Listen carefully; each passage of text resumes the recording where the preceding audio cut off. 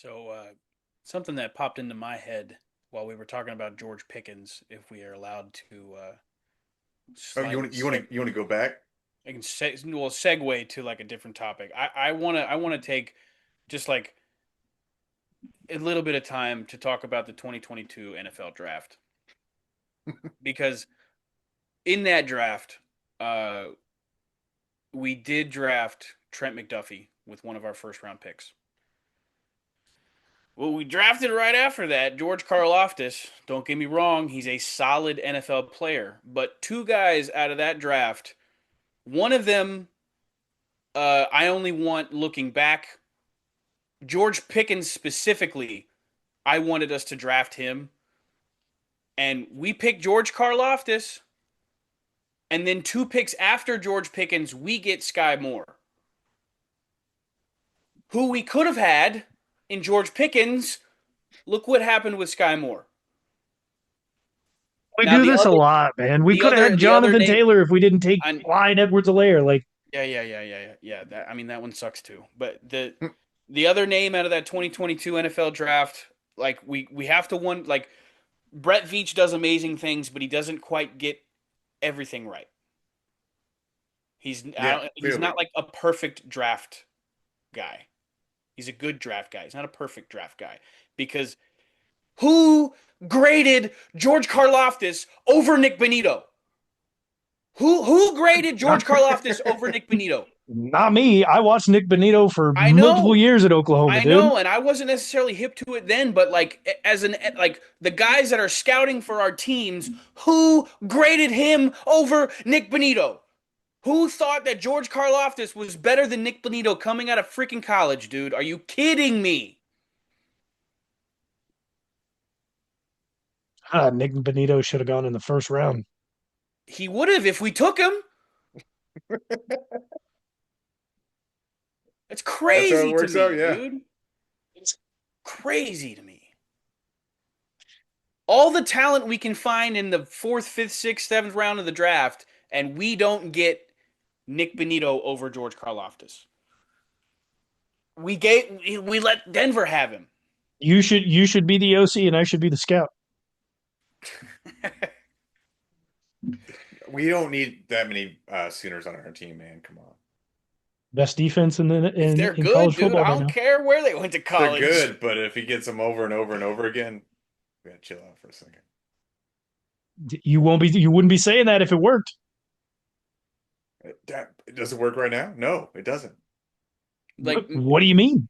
McDuffie was great, but Karloftis and Sky Moore right after that, like just seeing how everybody else or other picks hit in that draft, just kind of it that one hurts. And Clyde is right under that. 2022 hurts. Clyde is right under that. That's a hell of a freaking first round draft pick. Hit with Josh Simmons though. Because boy, the Chiefs walk away with an overtime win, 23-20, and in what a great game. What two great games Josh Simmons has had coming back after hiatus. Only gave up two pressures the week before. I don't know if he gave up a single pressure this week against a very formidable defensive line, even with DeForest Buckner out. Like the Colts still have a really good front four. And we Josh Simmons, we have found a diamond. Our left tackle for the future. What do you mean we found a diamond? I think everybody knew he was a diamond. They were just concerned about injuries in the draft. They almost everybody was saying that he is the I didn't best say I tackle didn't say we prospect. found a diamond in the rough. I said we found a diamond. No shit, we found a diamond. Just because everybody could see it doesn't mean he's not a diamond.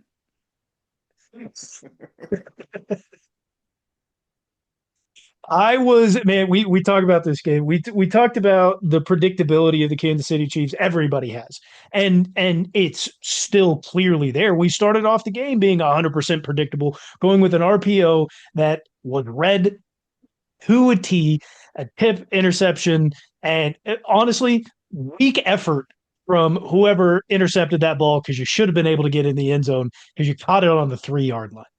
Bro, Pat With put the his life tackle, on the Pat line with for the that tackle. tackle, man. Pat was pissed, dude. So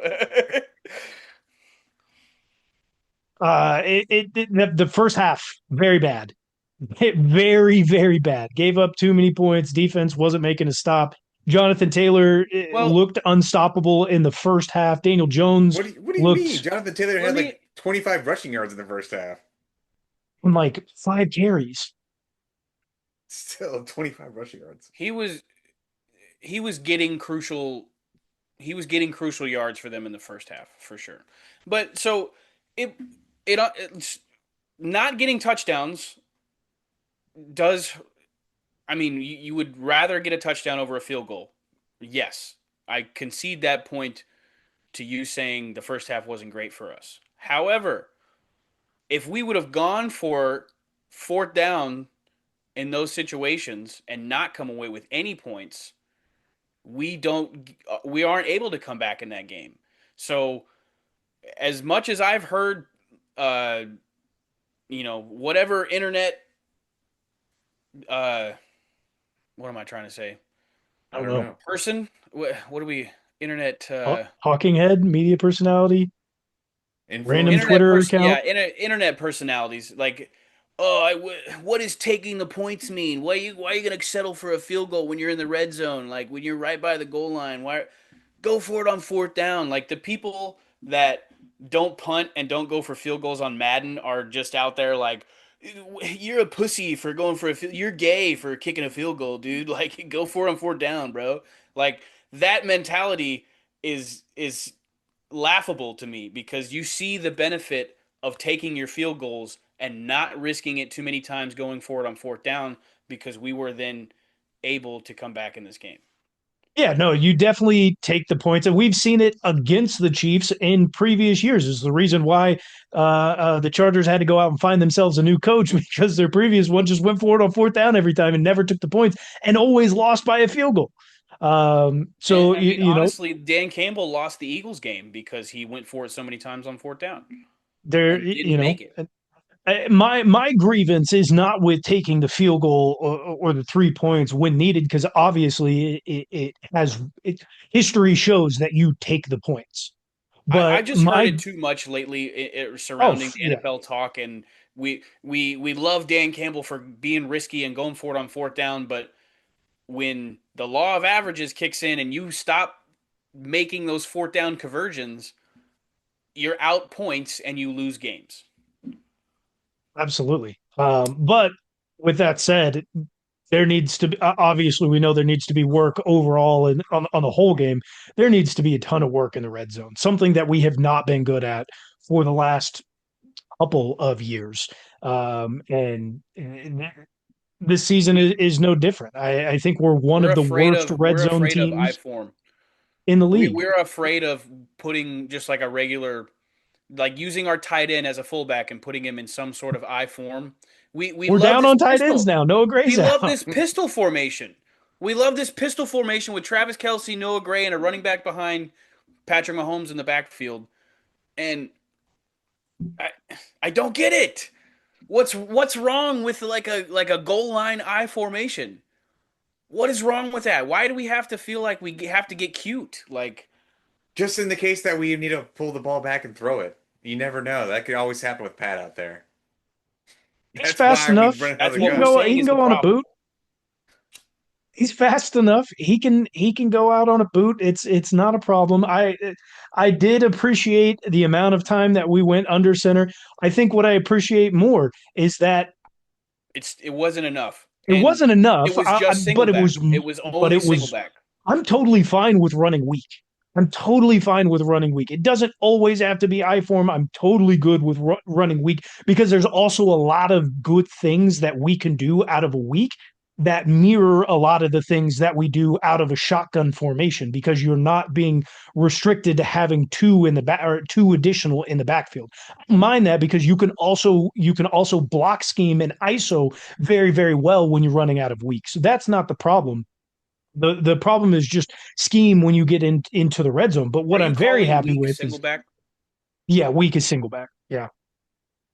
Um, what I appreciate is for the fact that we ran the ball. We ran the ball 41 times. 30 of them came from Kareem Hunt. And I am sorry to that man for him having to carry that load by himself because good he has to be sore today. That man has to Oh, be obviously. so tired. He has to be hurting so bad. And then he's going to have to turn around on Thursday Night Football on Thanksgiving and do the same exact thing. Sorry, but Well, Kareem, you're gonna have to get ready for it.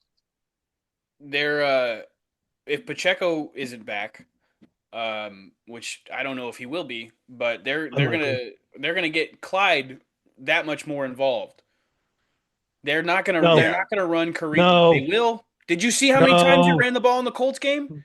I don't want it. I was Stop the screaming make a in It the wish doesn't matter if stands you like, don't want handoffs. it or not. He's going to be in why are we there paying Elijah Mitchell 1 point some odd million dollars and Clyde's getting carries? to be a healthy Here, scratch again. Another point. Are we finally ready to say that Brashard Smith just really doesn't have it as a running back out of the backfield? He's fun in the passing game. He does not have it out of the backfield. I mean, I've been saying it. He was a receiver that transitioned Yeah, into a running back in college. They brought him in to be the a next scat back. Isaiah Pacheco and be a You scat back, and that like wasn't. It's not the case. He is a better receiving back out of the backfield, but he needs to be more of that slot guy who moves around. we can't give him handoffs. We cannot. He doesn't He have does enough power. he doesn't have power, he doesn't have vision, he doesn't have the quick cut that we need. Like he doesn't have anything positive to I just I I don't think like he can be watching a. him run. I I don't like think watching he him can run be the a ball. fantastic slot. Catch a swing pass, dude. That's fine. Catch a bubble, run a jet sweep. Do not do not hand him the ball out of the backfield. You talked about like how upset you're going to be that or how upset you are that we're not utilizing Elijah Mitchell. What I see happening here is because we do have a new face on this Chiefs team. Damon Pierce Practice is squad. so is Clyde. Damien's going to be there for Clyde is kick not returns, on I the feel like, active more. roster. Damian Pierce is going to get he is going to play more than Elijah Mitchell. What's going to I happen? He's going to play more than It may Elijah. I not don't be think this he's And upcoming week. I he's not going to play so more than Clyde Elijah though, because he's going to play a lot more on special teams because he was a great special teams returner for the I'm, Texans. you know what? Elijah I'm listen. perfectly okay with that over Nico Remigio at this point. I'm tired of him. um so on Elijah Mitchell, the last home game we had, so before the Bills game, was it the Commanders? I believe I- so. Elijah Mitchell got reps in the not the Colts game, but the previous home game, and he got called for um, it was an illegal shift. Yes. He got out of his stance to listen to something that Pat was saying, and he got penalized for it. He got set back at the running back position, but the wide receiver going across the the formation didn't get set, which is like a normal move in our offense. But the fact that Elijah Mitchell took I thought it was a ticky tack penalty. I thought it was unfair because like you allow offensive linemen to get up out of their stance and turn around and listen to what the quarterback is saying.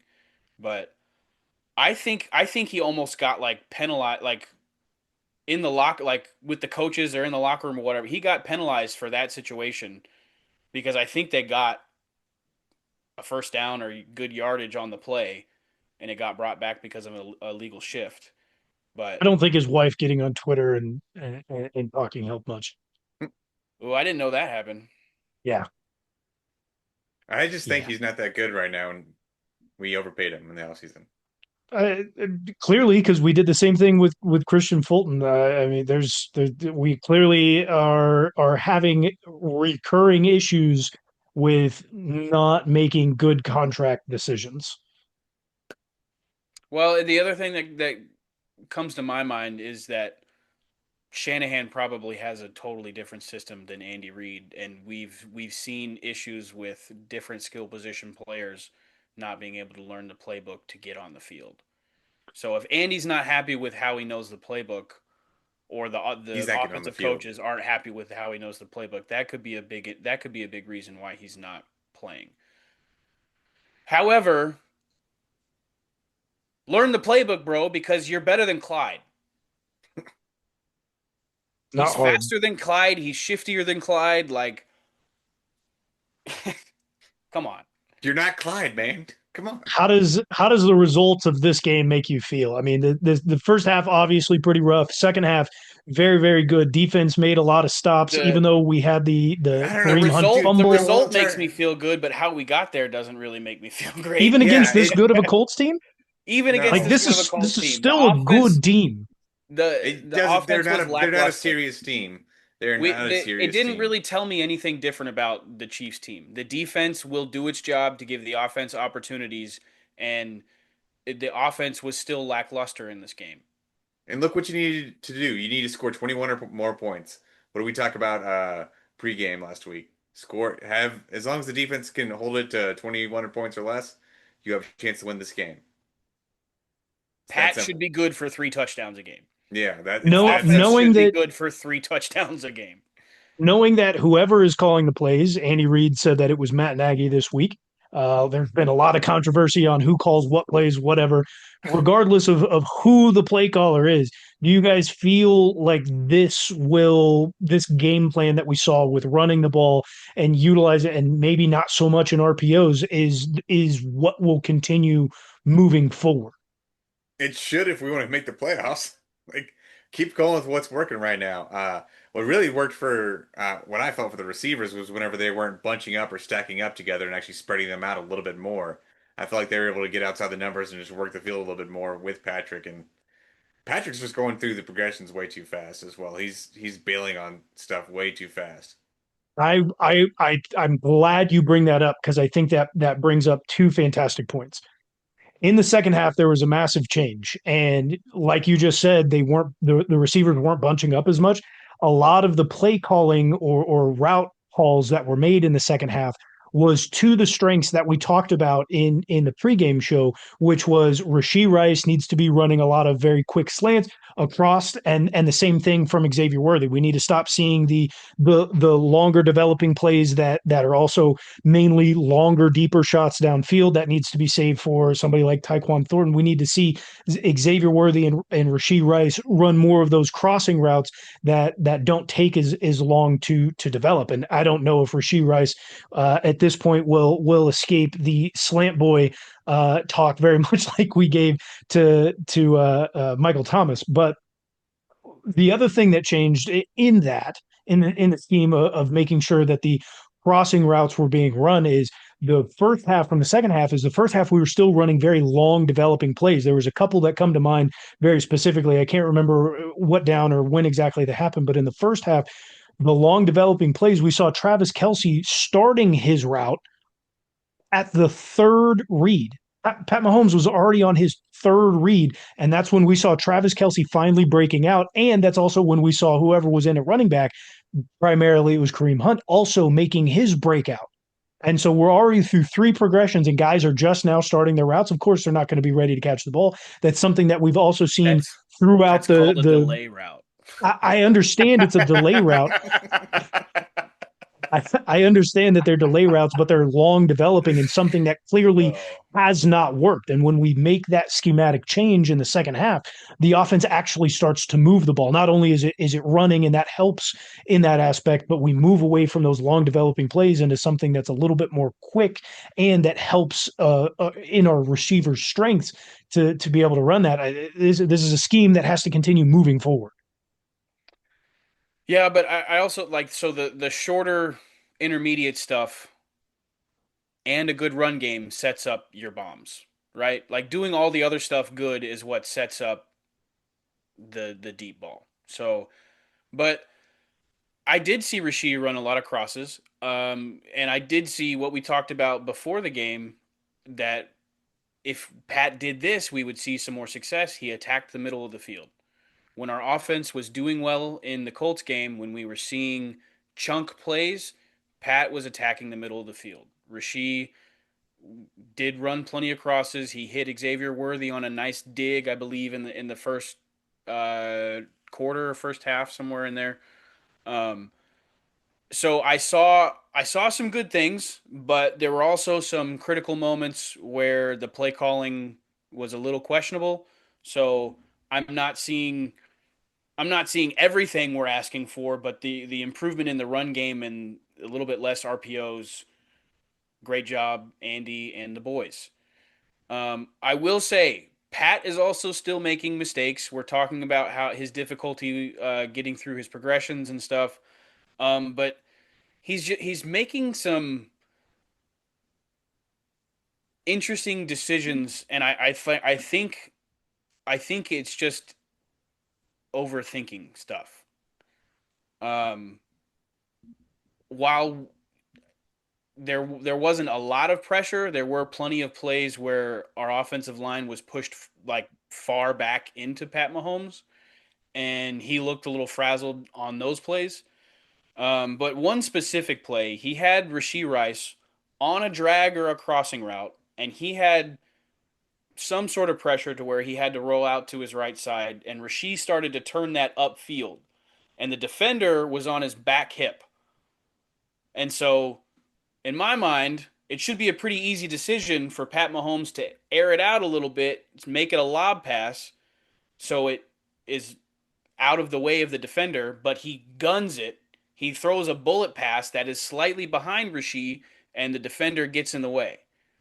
And it was a tough, like, you know, we can hindsight's 2020. We can analyze it all day and say he could have done this, this, and this. I just feel like for him to not make that choice in the moment, he's got to be overthinking it, being a little frazzled. Like, he does have good protection right now, but he's still off kilter. Like, he's still a little He uneasy, just doesn't and fully trust it all the time still. we need him. I want him to kind of settle down a little bit.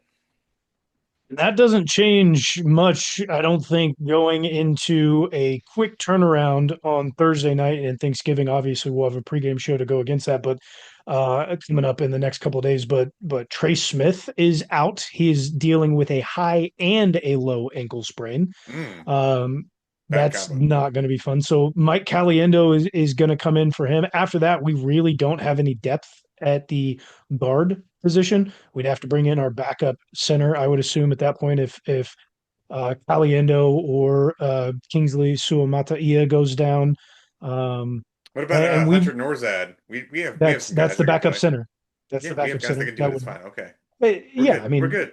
yeah. If you can Well, play center, you can play guard. But just after that, we don't have another backup to go out there. so the concerning part about that is the Cowboys have a good defensive line. They have two really good defensive tackles now. Um, and in the second half of the game, our yards per carry went down quite a bit. The running game was still crucial and got us first downs at times, but it went, you know, from almost 5 yards a carry in the first half to three something in the second half when Caliendo was in there. We also ran the ball more in the second half than we did in the first, which I think is part of where that comes. Like if you're going to run it more, they're going to be able to key on it more, and then that opens up a little bit of the pass game. I don't necessarily disagree that the run blocking goes down. I definitely agree with that, but I don't. There's definitely some credence to if you're going to run the ball more, they're going to be able to shore you up a little bit more. Well, but what's concerning to me is that the Cowboys have better defensive tackles, and it's going to be a little bit harder for us to run the ball Yeah, you know what that means? It's a Pat throw the ball all day game. 60 times. I mean and that's still a given. I mean, I we ended the game with 41 rushes, 30 going to Kareem.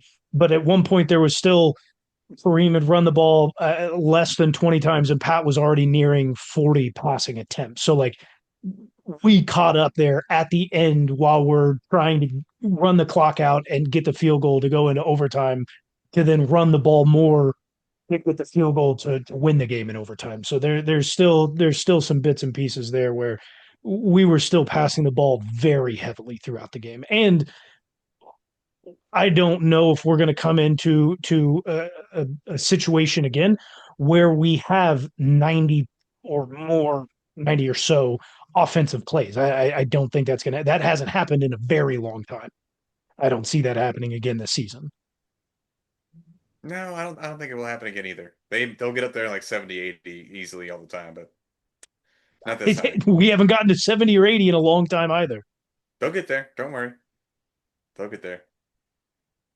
Does this win give you guys a little bit more confidence going into the rest of the games that we have? We've got realistically we've got to go No. 7-0, and the next Did I game. just tell you I last told you I week wanted to see 30 points out of the offense, and I want to see us hit that mark in every game consistently? going going into the playoffs. So no, I don't have. I'm still rocking with the boys. I still think they're going to win, but I still think they're going to make the playoffs as I'm well. not any more confident than I was before the game. This whole Seeing the entire play game, calling. it felt like the Chiefs were destined to lose that game. Like they were just playing like they wanted to lose that game so bad. Defense willed it for them, and then the just everybody at Arrowhead, the fans of Arrowhead, willed it for them because without that, they may have started crumbling. Because it just so many games, you're like, well, this is we've seen this all year. They're about to lose. I think the ending gave me a little bit more confidence. Like at one point, it looked like they were just ready to quit, roll over. In the first half, and then early on in the third quarter, when we go three and out, and like you said, Sean, the crowd willed them into it. It seemed like they got a little bit of motivation. They picked it up some. If we can get some consistency and build off that second half and overtime performance.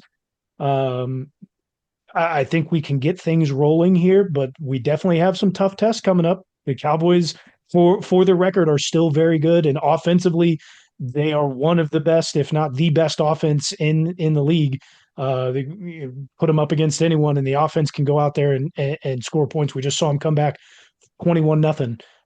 It's not going to be a fun test to have to put a stop to CeeDee Lamb and George Pickens on Thanksgiving in Dallas.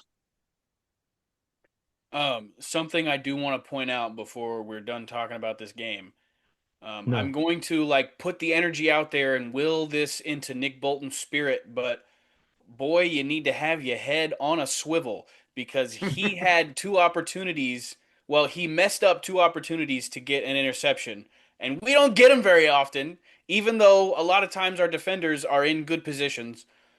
Side note, I hate it when Andy Reid takes Leo Chanel off the field. We He gotta was started find off so we strong. gotta find more ways to keep him on the field, putting him at different positions, Put his hand in the dirt. even if he's giving our defensive line some relief. Like he's got to be able to be out there on the field because he makes plays. But Every single time he's out there. Nick Bolton had one play where he wasn't even looking at the quarterback and he was only focused on his receiver, and the ball hit him in the arm or in the chest or shoulder pads or whatever. Could have been a pick if he's just like keep your head on a swivel. Like you had that was day one at the linebacker position. That's one of the first things they tell you. Keep your head on a swivel. You have to know where everybody's going in mid play. Keep your head on a swivel, especially in the pass game. And then later on in the game, I forget who he messed it up for. They were both going for the interception, but the other guy had a much better position, and Nick Bolton, That Roland Was it for Wallace. Jamari? I thought it was Jamari Connor. whoever it was, he interrupted an interception for somebody else, Yeah, and that was devastating. if he knows that there's a guy near him that has better position, he doesn't go for that ball. Keep your head on a swivel. We need to get some I turnovers. We need to that start winning that the battle. ladder is tough, but like that second play is tough to know where your other defender is and if he has a better play on the ball. But when other people can see it at a better angle, it's just like he's right there, dude. Let it go.